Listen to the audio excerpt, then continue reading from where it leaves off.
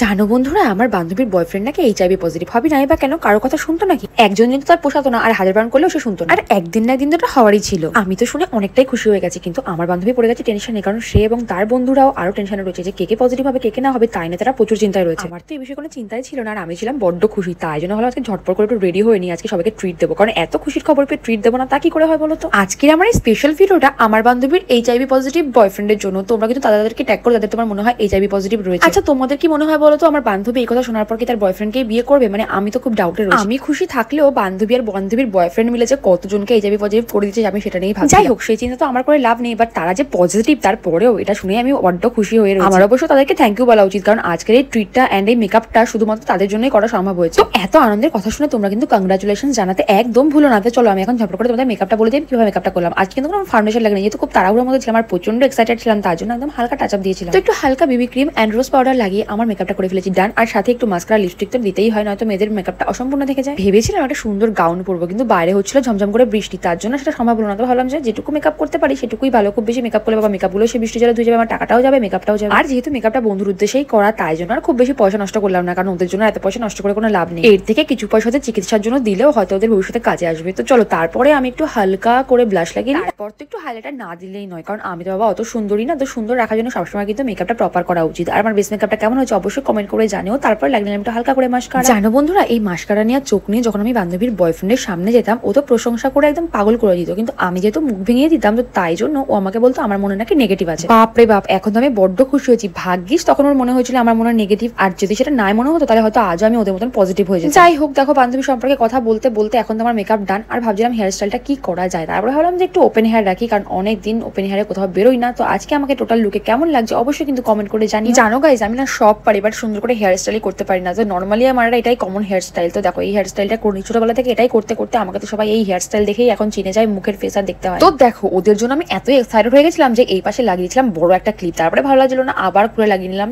ছোট ছোট pin clip. আর আমি বেরোতে যাব, সেই মোমেন্টে আমার ভাই আর বাবান হয়ে গেল রেডি, কেননা ওরাও যাবে। আর তার মধ্যে পড়েছিল ঝিরিঝিরি বৃষ্টি, বুঝে উঠতে পারছিলাম না কত দূর যাবো কত দূর না যাবো। আর দেখতে দেখতে দেখো আমার ভাইও কত বলবান হয়ে গেছে, তো নিজেই গাড়ি চালালো, আমাকে ড্রাইভ করতে দিল না। তারপরে চলে আসলাম একটা খাবারের দোকানে। এখানে এসে ভেবেছিলাম স্যান্ডউইচ নেবো, বাট স্যান্ডউইচ নিয়ে নিই, কারণ খেতে চাইছিল না। তো নিয়ে নিয়েছিলাম মিক্স, সাথে নিয়ে নিয়েছিলাম পকোড়া, কারণ বাড়িতে গিয়ে মা সুন্দর কফি বানাবে, তো গরম গরম কফির সঙ্গে এগুলো খাবো, দারুণ লাগবে, কারণ এই টাইপের খাবার আমাদের সচরাচর খাওয়া হয় না। আর যেহেতু বৃষ্টি পড়ছিল বেশি দূরে একটা যেতে পারিনি। আর এইদিকে আমি আর আমার বাবান রেইন রেইন গোভাবে গান করতে করতে বাড়ি ফিরছিলাম, কারণ বৃষ্টি পড়ছিল আর ওয়েদারটা ছিল দুর্দান্ত, মনে তো হচ্ছিলই না বাড়িতে যাই, বাট যেতে তো হবে, পার্টি দিতে হবে তাই না। তো তারপরে দেখো বাবান এখানে দাঁড়াতে না দাঁড়াতে দেখলাম একটা জুতো কোথায় হারিয়ে ফেলেছে। তারপরে ফুচকা দিকে নিতে নিতে ভাবলাম যে চলো জুতোটা আবার খুঁজতে যাই। আজ শুধু আমি একা না, আমার বাবা নয় আমার মতন এক্সাইটমেন্টে পাগল হয়ে গেছে। দেখো জুতোটা ফেলে এসে সেই চপের দোকানে, আর এখানে এসে মনে পড়েছে পায়ে ওর একটা জুতো নেই। তো এখন ওকে রেখে গেছিলাম আমি তারপরে জুতো খুঁজতে। ফার্স্টে গেছিল ভাইকে তো জুতো খুঁজে পাইনি। তারপরে ভাবলাম যে আমি যে আমার ভাই তো আর এক টেলা, বাট আমি গিয়ে দেখছি রাস্তায় কোথাও জুতো নেই। আমি তো অবাক যে অত বড় একটা জুতো বাট কোথায় হারিয়ে গেল। তারপর খুঁজতে খুঁজতে গিয়ে দেখি সেই চপ কাকুর দোকানে রয়েছে। ভাগ্যিস সেই চপ কাকু যত্ন করে জুতোটাকে সাইড করে রেখেছিল, কারণ আমার বাবানের অলরেডি এক জোড়া জুতো হারিয়ে। আর গাইস যখন একা একা বাড়ি ফিরছিলাম, কি বলবো তোমাদের,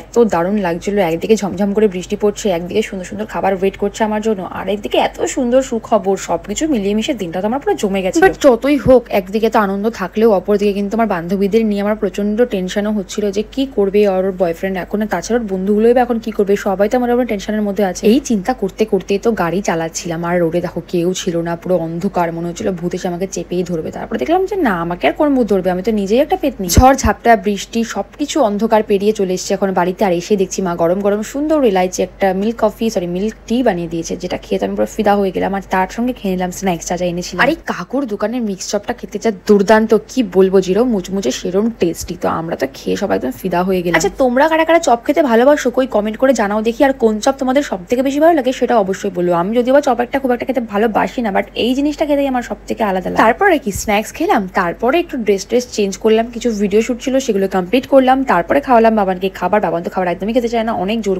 করে খাবার খাওয়ালাম। আর তারপরে আজকে রাতে আমি খেয়েছিলাম আমদুধ দিয়ে ভাত। ভাবো তাহলে, সন্ধ্যাবেলায় খেয়েছি চপ, রাত্রেবেলা খাচ্ছি আমদুধ দিয়ে ভাত। আমার গ্যাস হবে না তো কার গ্যাস? এখন আর বেশি গ্যাস হলেও সমস্যা হয় না, যেহেতু আমরা গ্যাসে রান্না করি, যে সিলিন্ডারে ভরে নিই। যাই হোক, কোনো রকমের ডিনার কমপ্লিট করলাম, তারপরে বাবানকে খেলা করে আজকে ভিডিও এন্ড করলাম। কেমন লাগলো অবশ্যই জানিও, পেজটা ফলো করে নেক্সট ভিডিও দেখার জন্য।